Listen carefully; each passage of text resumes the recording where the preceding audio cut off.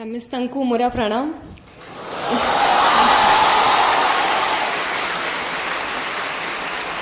अपना माने किमती अच्छांती समजते आजी मु अपना मनांका गहनारे उपस्थित थिबारु बहुत खुशी माने करू अच्छी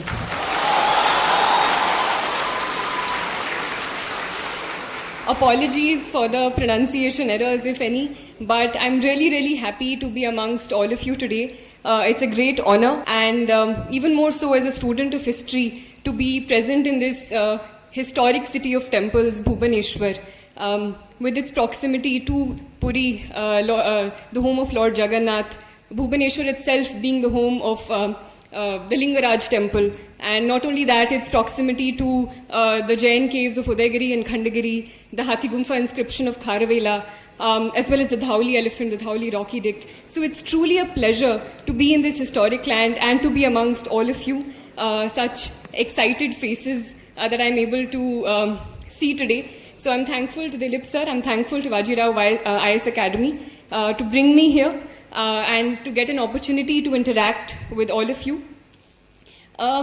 First of all, I'd like to say that all of you are really brave people who have taken on this examination. I've heard that some of you are already preparing for this examination associated with this institution. Some of you are planning to do so. So it's really brave of you to take on this challenge of sitting for what some people call the most competitive examination of the country. Some people even say the most tough examination in the entire world. So I firstly congratulate you for your aims, for your dreams that you've set so high. But at the same time, I'm not going to lie to all of you. I'm not going to paint only a rosy picture. I'll tell you that it's going to be a tough journey. It's not an easy path. There will be ups and downs. There'll be times when you feel like you don't want to study anymore. You feel even if you're studying, you're not getting what you desire. So those things will always be there, as they are in other aspects of life. But at the same time, you must also realize that it's not people who drop in from another planet who tend to achieve their dreams or achieve whatever they want to. It's people like you and me. And before 30th June, even I didn't know that I would be standing here today. So, and I think the beauty of this examination is when you see the diverse nature, the diversity in the results that we also often get. So there are people represented from all over the country, from almost all states of the country. There are people from rural backgrounds, there are people from urban backgrounds, there are people who have gone to the best colleges and universities. At the same time, there are people who have gone to their local government schools in extremely rural backgrounds, having farming backgrounds. So I think more important than anything else in this preparation is this strong will to succeed. And I hope that all of you, with the correct preparation, with the correct strategy, with the correct guidance, as well as, of course, your hard work, your self-discipline, I'm sure that all of you will achieve your dreams someday. For some of you, it may be the civil services examination. But even if you don't manage to crack this examination, or even if you have something else in mind, even if something else excites you or is your passion, I hope that all of you achieve your dreams. So before anything else, I'd like to say all the very best for all your future endeavors.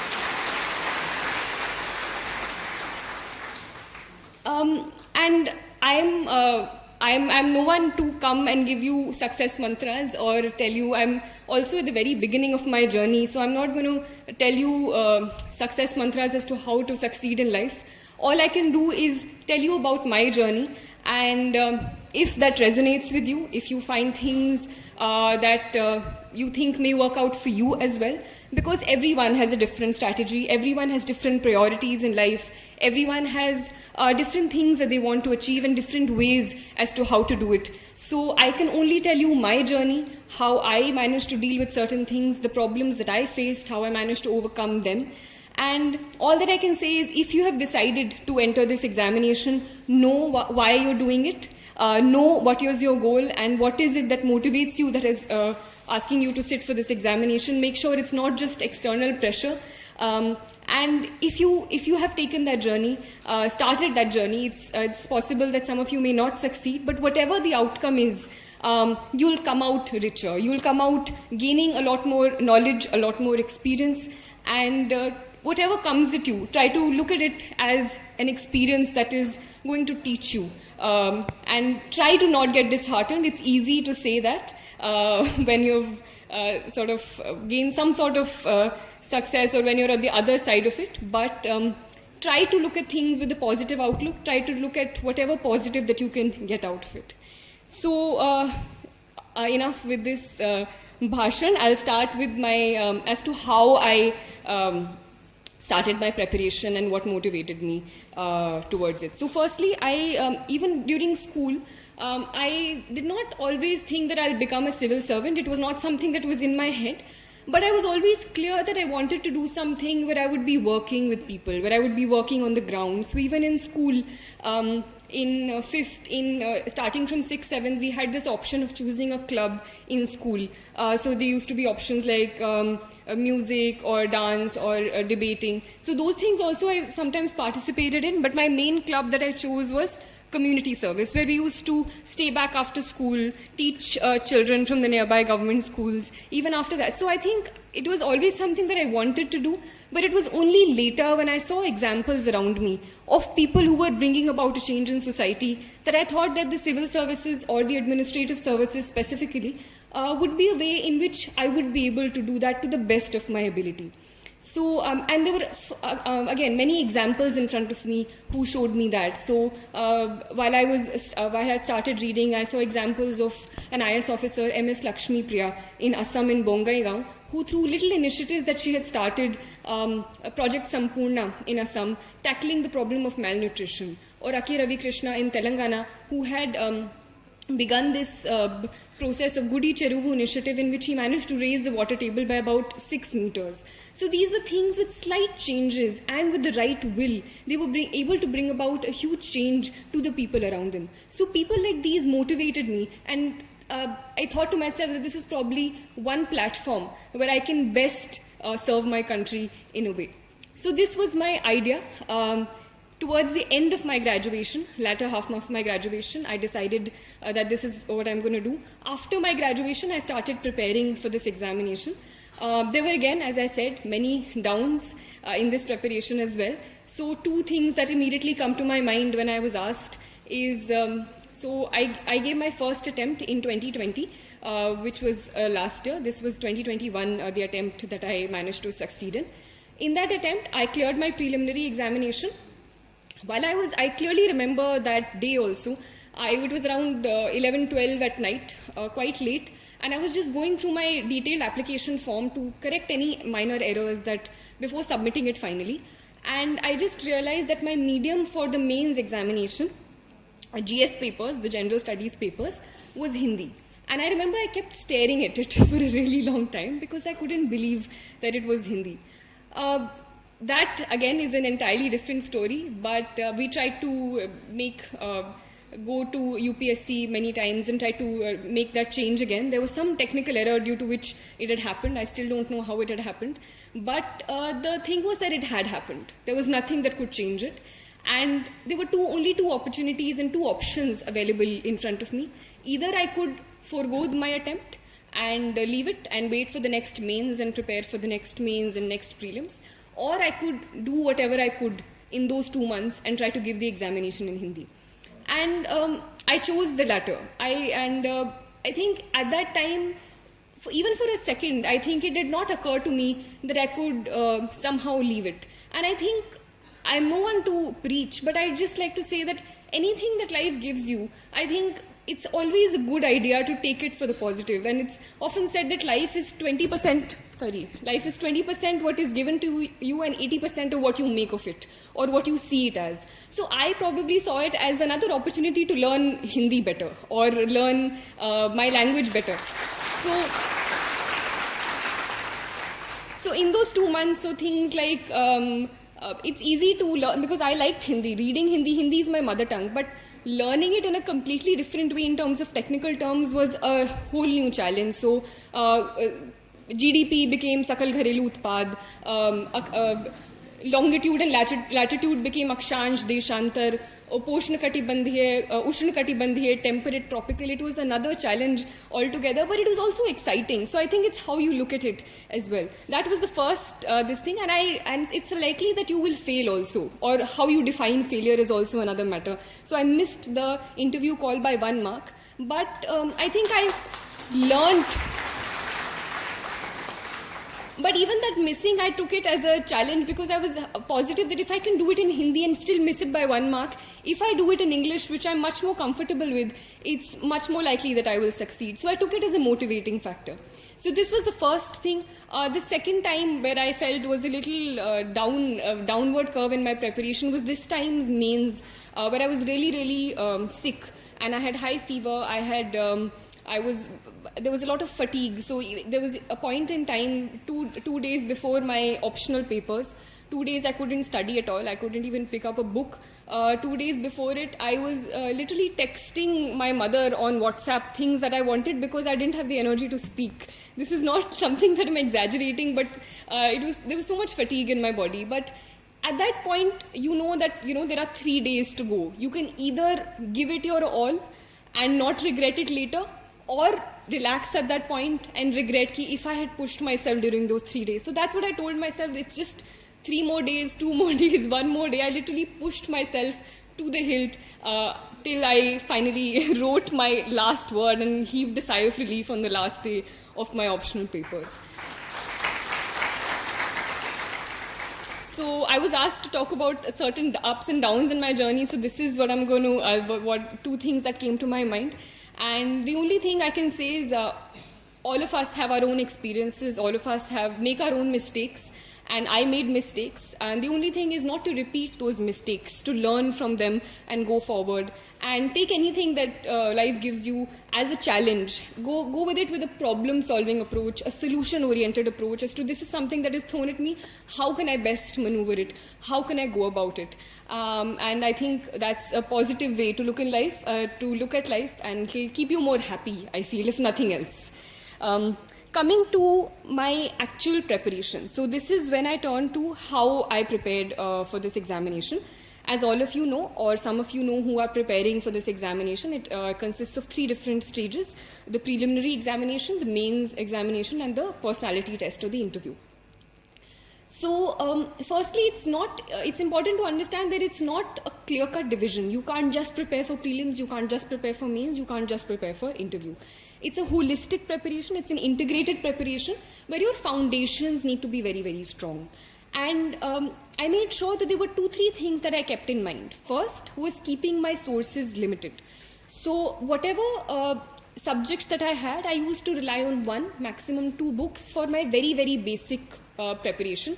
Mostly they were the NCRTs or any other basic books. If you are going for any coaching classes, stick to any one coaching class and just add things that you may find from the newspaper or anything else. Right? So sticking to the basic book, sticking to the NCRT, sticking to whatever one book that you've decided for each subject for getting the hang of the subject. Right? Apart from that, being very, very true to the syllabus, and this becomes even more important in the mains examination, because one thing about this examination is that there's too much to read. There's a overabundance of information, there is overabundance of material in the market, there is overabundance of help that is given to you, there is overabundance of advice that is given to you. Every other person will come and start giving you advice about, this is what you should do, this is what you should do. But you should know what you have to do, and your best guide for that, according to me, is the syllabus and previous year question papers. So these 2 personally were guides for me, especially in the mains examination, as to what to read and what not to read. So even when you're going through a book that is being given to you, try to orient it with the syllabus that is provided and see, this is something that can be answered, or looking at previous year question papers, that these are certain questions that are answered, and which will help me. So overall, as an integrated preparation, I'll talk about specific prelims, mains as well, but overall, keeping your source material limited, also for current affairs, also for the basic static material. Secondly, coming back to the syllabus, coming back to previous year question papers. And thirdly, of course, is revision. So whatever you do, it's even if it's the topper, even if it's someone who gets really high marks, The first time you read anything, the next time you come at it, it will be as if you've never read it before in your life. And this is something that all of us, everyone who has started preparing, has gone through. So make sure that you go back to it, keep on going back to it, rather than spreading your preparation wide, rather than reading 5 books for the same topic. Read one book, but read it 5 times or read it 3 times until you completely imbibe it. Right? This is overall for integrated preparation. Specifically for the 3 stages, there are certain slight tweaks to this preparation that you start making. So after you're done with your basic books, I'll talk about prelims specifically. So while your basic preparation is the same, for prelims, I personally found it one of the most challenging phases of this examination as compared to the mains and interview. I found the prelims most challenging because I always felt that there was a matter of luck also involved in it. The questions sometimes were very random, but I think I still managed to clear it both times. And the reason may be, looking back, at that time I was as nervous as any of all of you, but I again tried to stick to the basics. So firstly, the previous 3-4 months before the mains exam, before the prelims examination, I devoted mainly to prelims. At that time, mains preparation went into a backseat around 3 to 4 months. If you have not cracked this examination before, if it's the first time you're appearing, or if it's something that you regularly fail in, if you failed 2 prelims, then you can probably increase that time. You can go from 3 to 4 months, or even some people even take 5 months for complete prelims preparation. But mainly I think basic books are very important. And if you look at the questions in the past 2 years or 3 years, it's not something that you'll get out of a book straight. But if you have an understanding of the concept, and that's where conceptual understanding becomes important. You should not read a book just for completing that book. I've read that book. The reading that book is not important, understanding it is important. So if there are certain concepts in, say, geography about folding and faulting of rocks, or science, some science concepts, or some economic concepts about macroeconomic theory, if you're not understanding it, go look at other sources, go and ask a teacher, go and ask a friend, go and look up something on YouTube, some small video that you find about it. Understand what it means so that you can better apply it in the prelims examination, because a lot of application based questions are being asked. So unless and until you understand the concept, you won't get it. And here I used to focus also a lot on polity and economics, because polity and economics, if you look at analyzed previous year question papers, polity papers are something that you can still prepare for, because you have your basic book, whatever you're relying on, be it Lakshmikant, be it something else, and you basically stick to that book and go through the constitution. So I also went through the Bear Act. And if you have a basic understanding of all the articles, all that, it's likely that you can answer a lot of polity questions. Similarly for economics, current affairs is there, but more than that, understanding of what is monetary policy, what is fiscal policy will be fruitful in sort of answering those questions. So in terms of time and effect, or time and sort of results that come out of it, I felt polity and economy I used to give a lot of importance in, because I could rely on those subjects. Other things I felt were more random. So this was my personal strategy. Everything should be given importance, but these things you should not leave at all, is something that I'm trying to say. Make sure that your basic things and basic concepts are very, very strong. Secondly, for current affairs, so current affairs, again, I'll talk about it later as well, but for prelims, I used to rely on the yearly compilations. Any sort of yearly compilations of current affairs you get. Some people use monthly compilations as well, so whatever works for you, but make sure that you have one source, because current affairs is a sea of information, and once you get lost in it, some people go through daily current affairs and weeklies, so just make sure that you have one source. Add on it from your newspaper if you read the newspaper. I used to stick to a newspaper as well. But for the prelims, I mainly used to rely on the yearly compilations, go through it 2-3 times. And because sometimes people give in a lot of time, and because the nature of examination is changing, you don't get that reward out of it if you spend too much time going through 3 different magazines of current affairs. Thirdly, after your base concept is done, and even in between also, once you complete a subject, try to solve questions of it. And for that, you can enroll yourself in any test series or take any questions from the market that you get. So a test series was one thing that used to help me in firstly completing the syllabus and understanding, this is something that if I used to complete economics, I used to go and solve a test of economics. If I used to complete polity, so it gives you an analysis as to how much, how well you have read the basic books.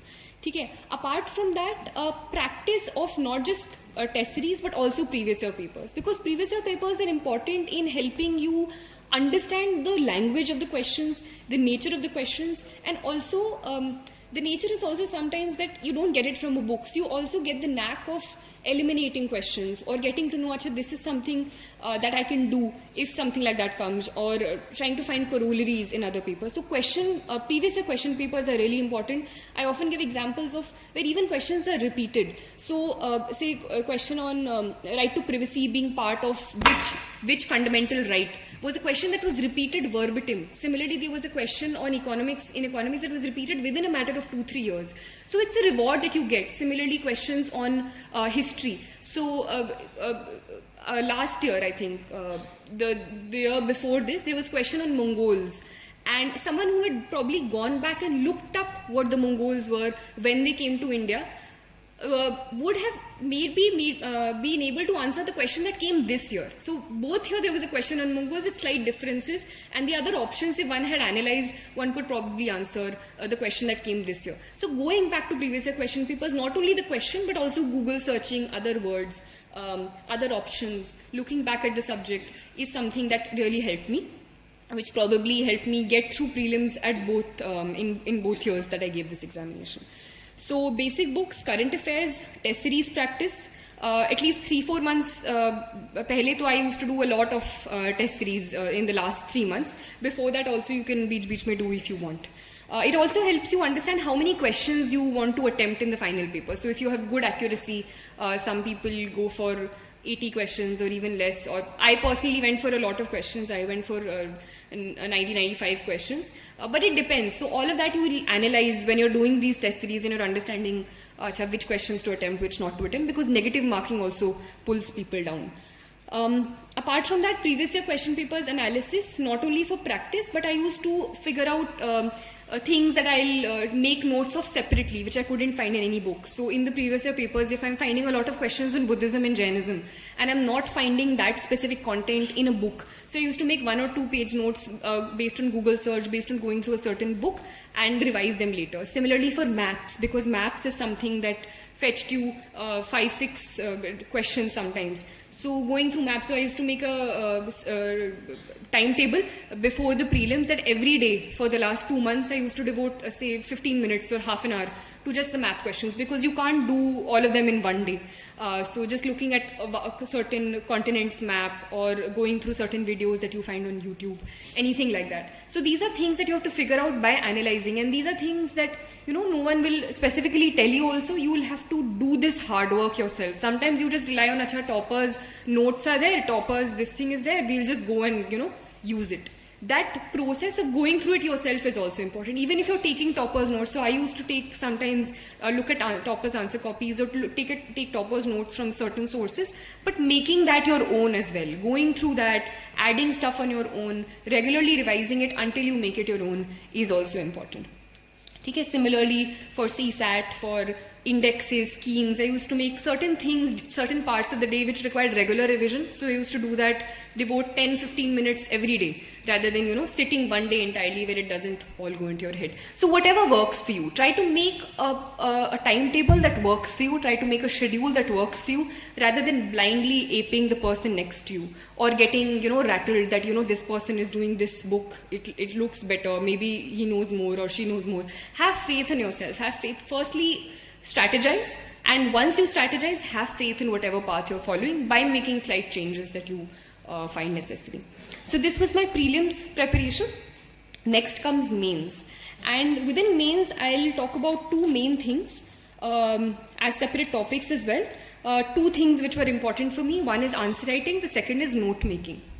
So for answer writing, I think there are a lot of things that are important, and I managed to get decent marks in my GS papers and my optional as well. And I felt one reason for that was also, looking back again I can say, is answer writing. I used to practice answer writing, and not just practice it, but analyze how I've written those answers and build up on them later as well. So, firstly, I think what is important is understanding the question, and this is it's a very easy thing to do, but lots of people don't do it, and I feel that if you just understand the question and answer what is being asked, half your battle is won. Because this is one of the challenges that I personally also faced in the early part of my preparation. And even in that time, when you're writing the examination in the mains hall, there are two challenges. One is content, you have to write good content. The other is time. The clock is constantly ticking on your head. So maintaining that balance becomes very important. Either you're writing really good answers, but you're leaving 5 questions at the end, which doesn't help because the competition is so much. Or you're completing it in the time limit, you're scribbling your way till the end, but the content is not good. So managing that, only practice is the way, and not just practice, but correct practice. So firstly is understanding the question. There are certain keywords also used in the question: evaluate, analyze, this, that. And it's important not just to jump at the only word you know and start writing about it. It's important to understand why this question is being asked and cater to that as well. So say this time there was this question on evaluate the nature of Bhakti literature and its contribution to Indian culture. So sometimes when you don't know enough about Bhakti literature, you will just start writing about Bhakti. You will start writing about Nanak, you will start writing about Chaitanya Mahaprabhu, this, that. And half your page is done, then you will write 1-2 points about Bhakti literature or something. The important thing is, even if you don't know exactly what, how, say, Bhakti literature, what the nature is, its contribution is, try to orient your answer according to the demand of the question. So start writing about Bhakti literature only. Start writing about, so I think in this paper, in this question, what I did also, I made, so although it's not required, but for visual presentation, I made this map of India slightly on the corner, and I jotted it down, jotted the different Bhakti literature across the map, on the map itself. So say the Bishan Pad or Mirabai's this thing, everything, Lal Ded's this thing, Abhangs in Maharashtra and all that. So even at a glance you could just see what those things were about. Then the nature of Bhakti literature. So look at the keywords, and this is something that I used to do. I used to divide the question based on the questions and on the words that were used. So nature of Bhakti literature, what is the nature? So say devotional, and then give an example. Try to give what you're saying and provide an example to it, so the examiner doesn't have to think too much. The examiner knows that, this is what she means and this is how she's displaying it. So nature of Bhakti devotional, then poetic, so you talk about certain poetry compositions, then something else.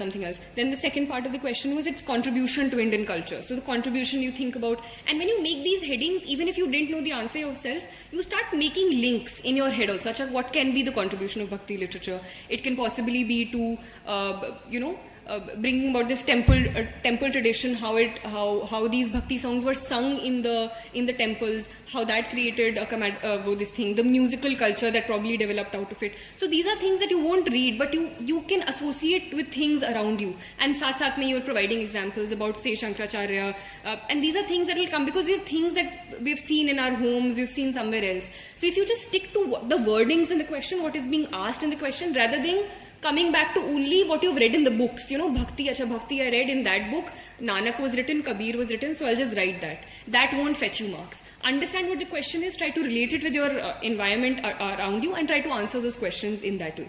So firstly, most important, understanding what the question is. There were questions in GS3 this time which none of us knew. Like, they were half the questions were random questions. But I still managed to get, I think, later I got to know decent marks there because I tried to reorient what I knew according to the demand of the question, rather than just writing anything I knew or just leaving those papers blank. So understanding the question, answering only what the question is asking is important. Secondly, content. So this again was another example I wrote down. Analyze distinguishing features of the notion of equality in the constitutions of USA and India. So this was, I think, a 15-marker question, and there are not too many differences. But what sometimes people did was, they didn't know differences in equality, so they wrote differences in the constitutions of USA and India. But that's not what the question is asking. So try to answer what are the differences in equality. Even if you're not getting, try to reorient the question, the differences you know between the constitution in terms of equality. Try to shape what you know in terms of the demand of the question. So these are 2 examples that I remember. Secondly is content. So first is you understood the question, but if you don't have the content, how will you do it? So that content wala thing, you have to do the background work, and that is when I'll come to note making and all of that.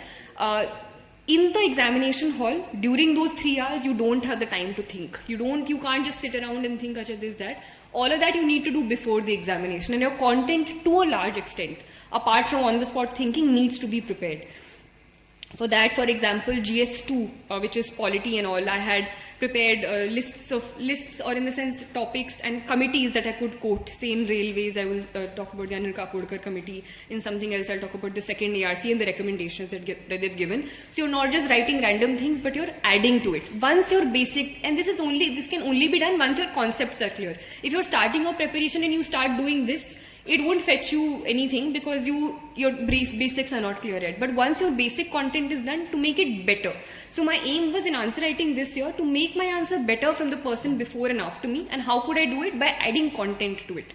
So say committees in GS2, then GS4 is ethics. So I used to look at the newspaper, keep picking up examples and quotes and keep writing them down, keep using them in my papers. So GS4, there were committees. Then GS3, so for economics, some data that I found in the newspaper, or say recently a national health survey has come. So if a question on population, I think this time was asked. So talk about the data in that national health survey, talk about say the sex ratio, how it has changed. So it adds a certain value and you feel that you know what you're talking about rather than just, saying things in the air. It adds some heft to your answers. So content is something that you can work on before you're writing the paper, specifically for different papers, different things you can do. Thirdly, even if you have content, even if you have understood the question, a challenge comes in putting it on paper. And I had a humanities background. I had the habit of writing really long answers. I wrote 8 pages answers in my graduation papers where, you had to write four questions in like 2 hours or 3 hours. So changing that to the demand of this paper was definitely tough, but I managed to do that. I had started with a very different writing style. I ended with a very different writing style. So that is something that all of you can do. So I used to write in paragraphs. I used to write really long introductions, but I tried to press a lot of information later on in points. So before I was writing the paper, I used to think that, this is a problem, this is an issue that happened with me last time. I used to do this. So this time, I'll try to do at least this. I'll try to at least make the introduction only 2 lines or 3 lines. Or I'll try to introduce, if I could write only 3 points in my last paper because I was writing in paragraphs, I'll try to write at least 5 points this time. So these are things before I was writing, I used to tell myself and try to, implement it. So maybe you won't write 5, maybe you'll write 4, but next time maybe you'll make that jump to a 5. Next time you'll maybe make that jump to a 6. So these are things that you told yourself. In terms of structuring the answer, what I used to do was, I used to use subheadings. So things, like I said initially, evaluate the nature of Bhakti literature, contribution. So I used to write a short introduction about the Bhakti tradition and some quote or something in Sanskrit I wrote, I think, in the first introduction for this thing about Bhakti literature. How about it coming from the root bhaj, or to incorporate or something, involve yourself in the divine. I wrote that introduction. Then I made a subheading about nature of Bhakti literature. And I started writing from here. So the nature of Bhakti literature I wrote here. Then the points I started writing, leaving a certain gap. So in terms of visual structuring, it becomes easy for the examiner to see and understand, even if your writing is not good. Some people have that problem. But if you have it clearly divided, so if right here you're writing the heading, then starting from here you start writing the points 1, 2 and 3. If you have an example, I used to write it further to this side and make a triangle. So I used to write example and make a triangle there. So when you're looking at a paper, the examiner could see, she has used 4 examples because there were 4 triangles that were drawn. So this structuring is something that we'll get over a period of time. I also looked at other toppers' copies. I incorporated whatever I saw in it. So using subheadings, underlining, writing in points. So you need not write very long sentences. You can skip out the a and the sometimes. Not that the person shouldn't understand only what you're writing, but you can leave out certain things. You can just write the basic terms. So points is something that I used. Subheadings, underlining. In terms of visual structuring, I talked about spacing. So spacing was something that I used. Maps, which I talked about in the first paper. Similarly, for geography. And these are things that you can't do in the paper because you can't think that much. So